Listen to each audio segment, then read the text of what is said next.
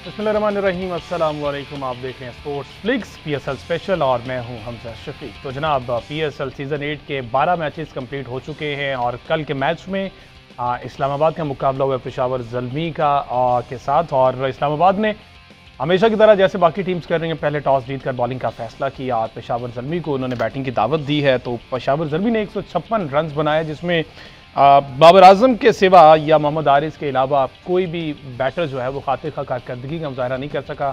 और उसके बाद बॉलिंग डिपार्टमेंट ने तो बिल्कुल ही खेल तमाम कर दिया और पहले 6 ओवरों में ही, अगर कहा जाए ये गलत ना होगा, 6 ओवरों में ही जो है पेशावर का किस्सा तमाम कर दिया इस्लामाबाद ने। इस पर बात करने के लिए हमारे साथ मौजूद होंगे फॉर्मर कैप्टन सलमान भट्ट साहब। लेकिन अभी कुछ इन मैचेस के हवाले से ही अपडेट सामने आ रही हैं। लाहौर में मैचेस जो कि आगाज़ इसका होना है 26 तारीख से, इसमें कुछ खदशात का इजहार किया जा रहा है। हमारे नुमाइंदे जो एहसान खान हैं वो उनसे तफसीलात जान लेते हैं। एहसान, आगाह कीजिए, क्या फाइनल हुआ है? इजलास था आज, इजलास भी ख़त्म हो गया, तो क्या तय पाया है? अभी सीएम जो है मोहसिन नकवी, इंटरिम सीएम, उन्होंने कहा कि लास्ट ईयर भी 60 करोड़ रुपया इस पर लग गया था पीएसएल की लाइटिंग और दीगर अखराजात में। तो अब क्या ये तय पाया? देखिए, इस वक्त तक पंजाब हुकूमत और पाकिस्तान क्रिकेट बोर्ड के दरमियान जो है वो डेडलॉक बरकरार है। अब से कुछ देर कबल पाकिस्तान क्रिकेट बोर्ड और जो फ्रेंचाइजेज हैं उनका एक अहम इजलास हुआ था लाहौर में, और कुछ जो फ्रेंचाइजेज के नुमाइंदे उन्होंने वर्चुअल इसमें शिरकत की, जिसमें फ्रेंचाइजेज का वाज़ेह मौक़िफ़ था कि वो किसी भी सूरत जो है पंजाब हुकूमत को ये पैसे जो है वो नहीं देंगे। 50 करोड़ पे मजबूरी तौर पर पंजाब हुकूमत ने उनसे डिमांड की थी, 5 करोड़ पे अदा कर दी थी, मजीद 45 करोड़ अदा की जा रहा है वो सिक्योरिटी एहलकारों, उनके खाना और दीगर सिक्योरिटी के मदद देना था। लेकिन इस वक्त तक जो पंजाब हुकूमत उनको डिमांड कर रही थी, लेकिन फ्रेंचाइजी ने फैसला किया है कि पंजाब हुकूमत को नहीं की जाएगी, और अगर पंजाब हुकूमत ना मानी तो ये मैचेस जो है वो कराची मुंतकिल कर दी जाएंगे और कराची में ही ये मैचेस होंगे।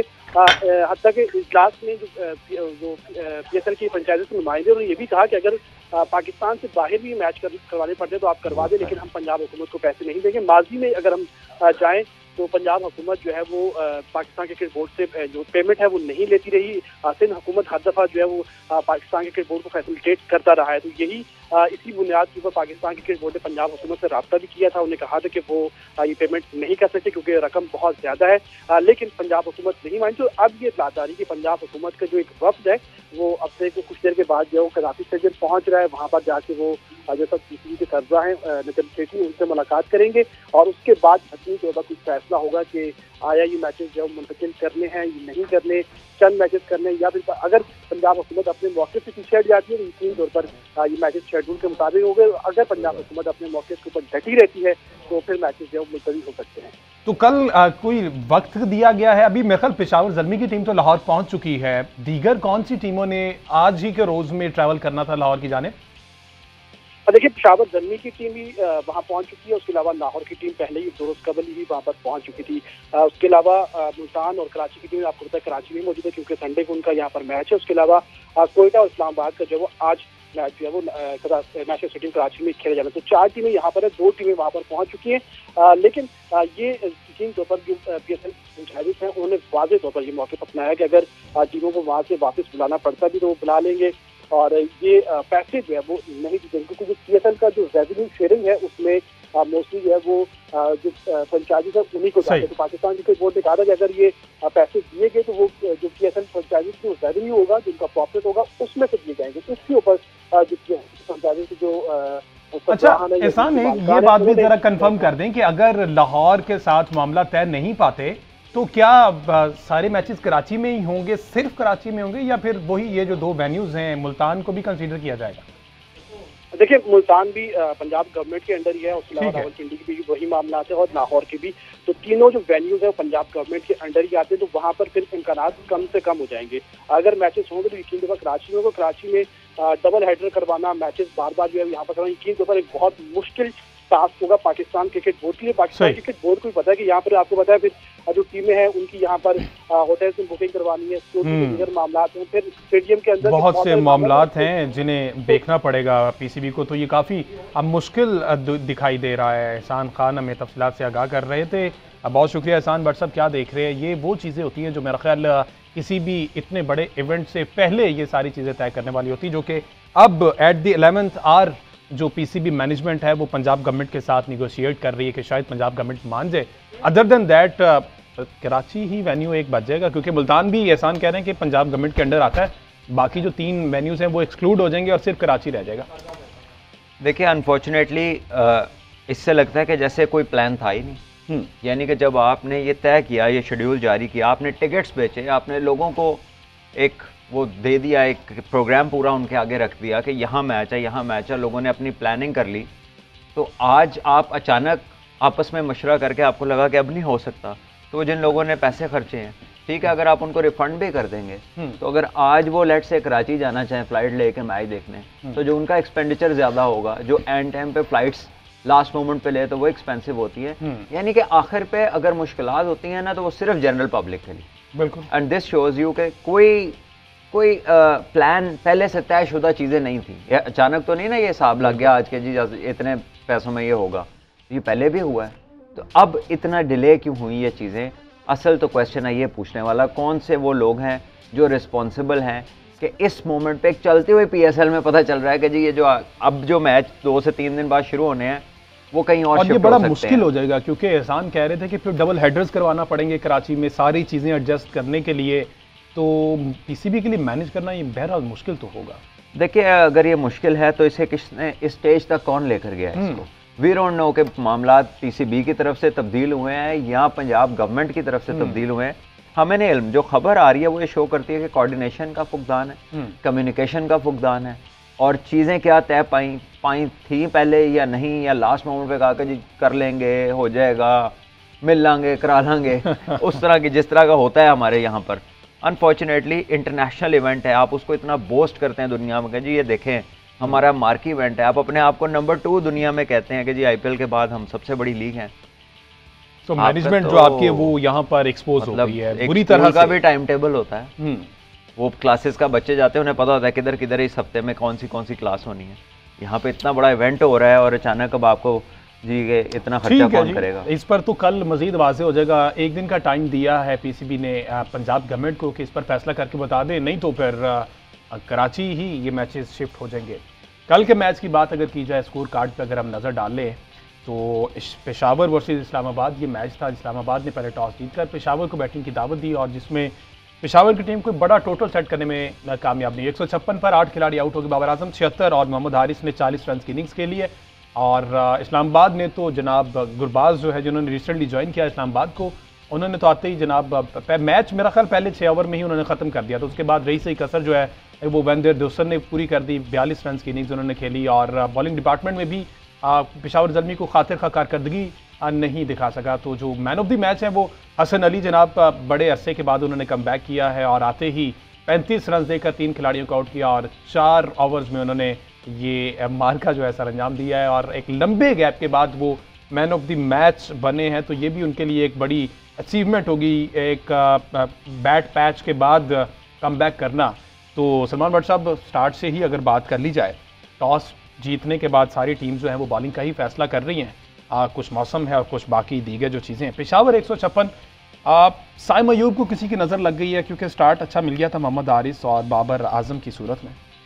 देखिए आउटस्टैंडिंग स्टार्ट था, 7 ओवर्स में 76 रन बन रहे थे, लेकिन प्रॉब्लम फिर वही है ना कि मोहम्मद हारिस हर बॉल पे हिट मारना चाहते और इररिस्पेक्टिव ऑफ द फैक्ट कि वो एज्यूम कर लेते हैं कि जो मेरे पीछे आने वाले हैं ना इन्होंने भी स्कोर करना ही करना है। हाँ जी। जबकि क्रिकेट में जब आप रन्स करते हैं तो आपकी ही जिम्मेदारी है कि आप उसको जितना एक्सटेंड कर सकते हैं करें, और बड़ा स्कोर हासिल करने में जो है आप अपना अगर सेट हो गए हैं तो अपना पूरा किरदार जो है आपको you should be able to play your role fully.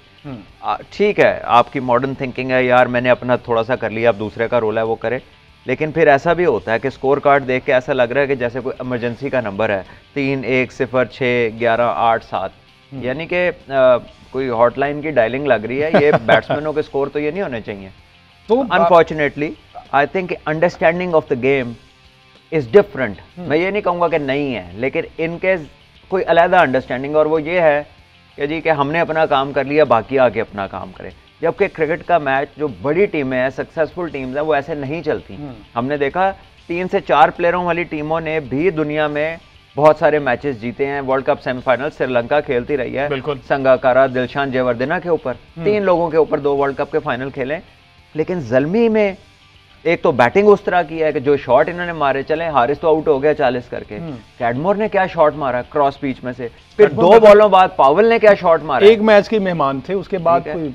और फिर मजे की बात है कि रात प्रेस कॉन्फ्रेंस में बाबर से पूछ रहे हैं कि जी आप शुरू में तो बहुत तेज खेल रहे थे तो बाद में आपका स्ट्राइक रेट कैसे गया। मैं भाई यार मैच ही देख लो, अल्लाह का वास्ता है, आप एक्रेडिटेशनें पहन के आप आ जाते हैं मैं ग्राउंड के अंदर, if you can not even जज के ये क्यों बंदे का स्ट्राइक रेट चेंज हो रहा है। अब वो खुद हंस रहे थे, कह रही उस सिचुएशन में क्या करूं मैं, 300 का स्ट्राइक रेट कर लूं, विकेट गिर रही है और मैंने एक पार्टनरशिप बिल्ड करने तकरीबन 12 मिनट उनसे यही सवाल होता रहा। हाँ, लफ्ज बदल बदल के हर इंसान ने ये वो एक सहाफ़ी ने स्टार्ट में ट्वीट कर दिया ना कि 130 का स्ट्राइक रेट ये जनाब इस पे पूछा जाएगा या नहीं पूछा जाएगा। अगर इस हम पेशावर की बैटिंग दिखा दें, अगर इतनी तवज्जो नमाज के सवाल पे दें तो ज़्यादा बेहतर है क्योंकि वो सबसे पहला पूछा जाएगा। तो जनाब ये वो परफॉर्मेंस थी पेशावर ज़ल्मी के पूरी टीम की, जिसमें स्टार्ट तो अच्छा मिल गया, पावर प्ले में 69 रन की व्हाट्सअप इनिंग्स जो है वो बिल्ड हो गई, लेकिन उसके बाद साइम अयूब को आप क्या समझते हैं, वो भी जल्दबाजी का शिकार हुए, उन्हें उस टाइम उस शॉट की ज़रूरत थी जिस तरह से विकेट से हटकर उन्होंने खेला। देखिए 3 तो बॉल खेले उन्होंने टोटल, जिसमें से एक पे वो आउट हो गए और उनके 3 रन थे 2 बॉलों में। अब आप मॉडर्न क्रिकेट की ही अगर मिसाल ले ले तो मैचअप्स की बात सुनते हैं कि अगर लेफ्ट हैंडर बैटिंग पे आए तो जी ऑफ स्पिनर लगा दें, तो भाई आपके साथ बाबर आजम सेट खेल रहे हैं, आप सिंगल करके उन्हें खिलाएं, ऑफ स्पिनर को एक राइट हैंडर को खेलने दें। आपको पता है अभी शादाब ने बॉलिंग करनी है, आप बीइंग अ लेफ्ट हैंडर उसका फायदा उठा लीजिए। तो आपने गेम अवेयरनेस को डिस्प्ले भी करना है, खाली उसके नाम लेके गप्पे मार के आगे नहीं निकल जाना, उसका डिस्प्ले, उसका प्रैक्टिकल एग्जीक्यूशन भी देना है। तो आई थिंक वहां पर जरूरत नहीं थी कि आप हट के अगले बॉल को आप कट मारे, तो सीधा बॉल था, कुछ हुआ ही नहीं, उसने तो स्टंप्स में बॉल किया, आपने खुद ही जगह दी बॉल को कि आओ भी गुजर जाओ। तो आई थिंक कि ठीक है, बड़ा अच्छे, बड़े आई कैचिंग, बड़े एलिगेंट, बड़ा टैलेंटेड प्लेयर मिला है, लेकिन अगर आप अपनी अपॉर्चुनिटीज को इसी तरह जाया करते रहेंगे तो आगे आप देख रहे हैं कि हैदर अली और बंगलजई का क्या हुआ, इवेंचुअली फिर प्लेयर्स जो हैं वो लोग कहते हैं जी ड्रॉप हो जाए, ठीक है।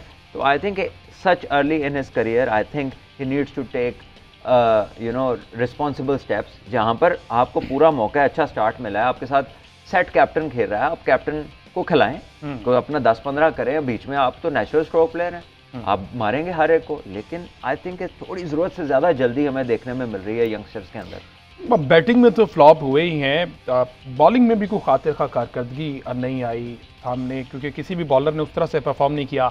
अगर इस्लामाबाद की बॉलिंग में ही अगर बात की जाए, हसन अली ने कमबैक जो किया है, आप कैडमोर की बात करूं और पावेल की, कि वो उन्हें पहले नहीं फेस किया हुआ था, उन्हें समझ नहीं पाए क्योंकि दोनों को ही उन्होंने बोल्ड किया। सुने हमजा, समझने वाला गेंद ही नहीं था, सामने खेलने वाला सीधा बॉल है विकेटों में, उसको सामने मारे, वो अक्रॉस द लाइन उसको बड़ी हिट मारने जा रहे हैं, उस मिस किया, वो विकेटों में लग गया। मतलब इतनी पुअर शॉट सिलेक्शन थी कि दोनों की, हाँ जी दोनों की, कैडमोर की भी और पावेल की एग्जैक्टली सिमिलर थी। और जब बंदा अंदर आता है तो ये देख लेता है कि अभी अभी 2-3 विकेटें गिरी हैं, तो मैं ज़रा 2 से 4 ओवर पार्टनरशिप लगनी चाहिए, फॉरन विकेट ना गिरे ताकि प्रेशर ना आए टीम पर। लेकिन दूसरे बॉल पे पावेल ने भी हिट मार दी, तो ऐसे में फिर जो कैप्टन है वो क्या करे, उसने तो फिर देखना है कि अभी तो आधे ओवर हुए हैं, 5 प्लेयर आउट हो गए हैं, तो फिर तो ठीक उसने है, इनिंग्स बिल्ड करने की अब इनिंग्स बिल्ड करने की तरफ जाना है। और किसी एक प्लेयर ने, उसके बाद सिर्फ शनका हैं जिन्होंने 11 रन किए हैं, बाकी तो किसी ने रन नहीं किए डबल फिगर्स में।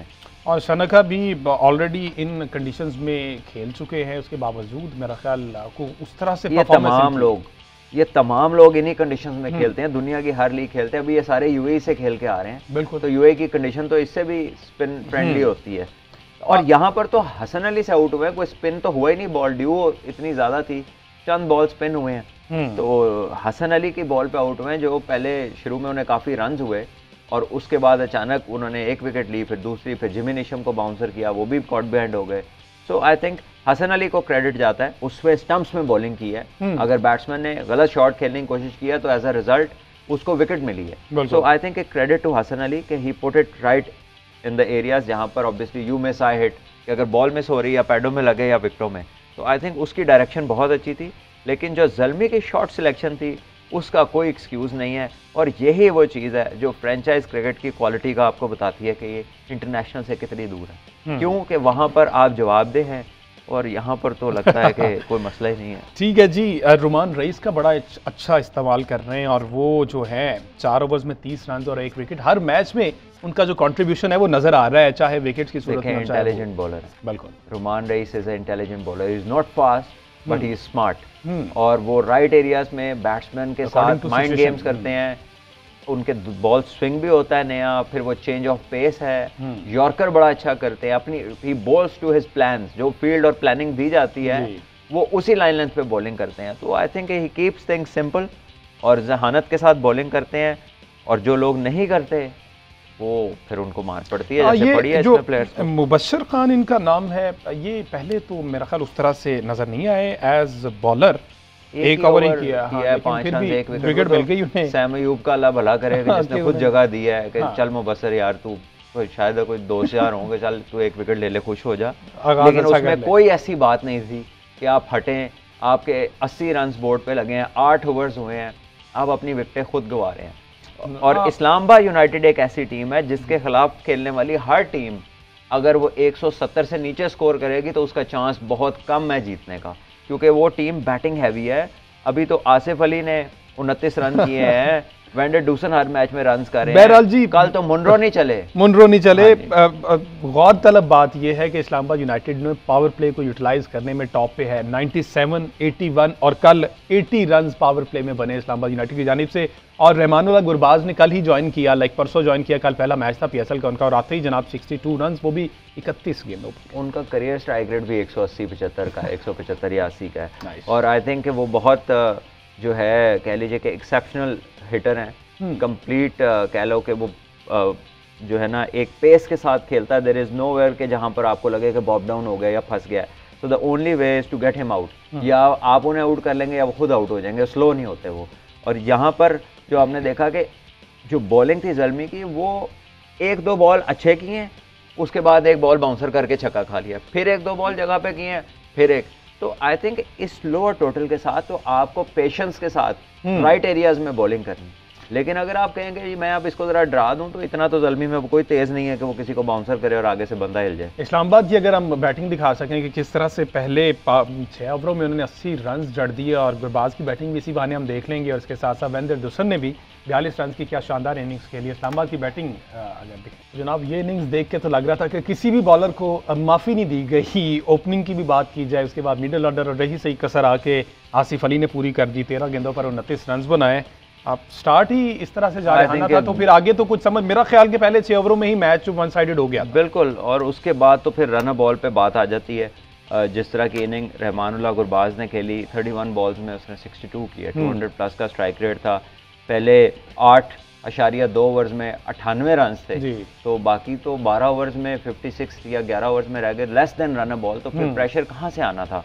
तो ये गेम ही इस्लामाबाद यूनाइटेड को अगर कोई भी टीम डेंट करना चाहती है तो पावर प्ले जीतना पड़ेगा उनसे। वो पावर प्ले में बहुत स्ट्रांग खेलते हैं, और वही टीम उनसे ज्यादा जीतने के चांसेस है जो पावर प्ले में उनके 2-3 आउट। और यही सूरत हाल तब होती थी जब पॉल स्टर्लिंग आगाज किया करते थे इस सीजन। इस साल तो वो चले नहीं ना, थोड़े ठंडे थे, लेकिन गुरबाज आ गए, गुरबाज ने एग्जैक्टली वही किया जो स्टर्लिंग कर रहे थे पिछले साल। तो कोई कमी महसूस इस्लामाबाद को नहीं होगी पॉल स्टर्लिंग की कि वो फॉर्म में नहीं है। और वेंदर डसन भी जो है वो भी रन आउट हुए, वरना जिस तरह से वो भी अग्रेसिव क्रिकेट खेल रहे थे, मुझे लगता है कि आगे तक चौथी विकेट तक बात जानी नहीं थी। देखिए वो एक बहुत एक्सपीरियंस क्रिकेटर है, 30 प्लस उनकी एज है, 100 फर्स्ट क्लास मैचेस खेलने के बाद उन्हें इंटरनेशनल क्रिकेट सीन पे मौका मिला, वहाँ पे बहुत सारी परफॉर्मेंसेस दी, फिर लास्ट T20 का वर्ल्ड कप खेले और अभी फिर ये लीग्स में आए हैं। सो बड़े कह लीजिए कि मैच्योर प्लेयर हैं। हाँ, एक्सपीरियंस की जैसा कि भट्ट साहब ने बात की, तो एक ब्रेक के बाद इसी एक्सपीरियंस पर बात करेंगे कि वहाब रियाज भी अच्छा खासा एक्सपीरियंस, लेकिन उनको नहीं आइडिया था कि किस जगह पर बॉल करूंगा तो इन लोगों को टैकल किया जा सकता है। एक शॉर्ट ब्रेक के बाद।